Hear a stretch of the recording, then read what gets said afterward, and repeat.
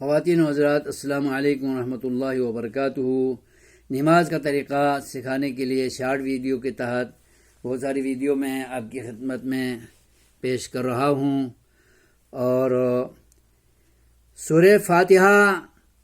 جس اسٹیج پر پڑھنا ہے اور سری جہری سب نمازوں میں ہر رکعت میں، چاہے امام کے پیچھے ہو چاہے انفرادی پڑھ رہا ہو، سنت نفل فرض کوئی بھی پڑھ رہا ہو، سورہ فاتحہ کی بغیر نماز نہیں ہوتی۔ آرام سے سورہ فاتحہ کی 7 آیتوں کو مکمل پڑھے، اس کے بعد اگر 2 رکعت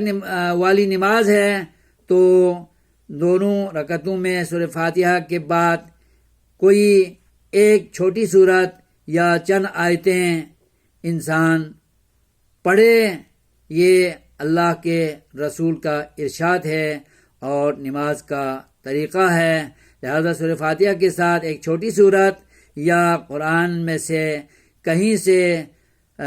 2 3 4 آیتیں انسان ضرور پڑھے۔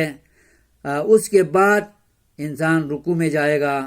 تو سورہ فاتحہ کے ساتھ ضرور ایک سورت چھوٹی سی، درمیانی سی یا چند آیتیں ضرور پڑھے گا، تو ہماری نماز درست ہوگی، سنت کے مطابق ہوگی۔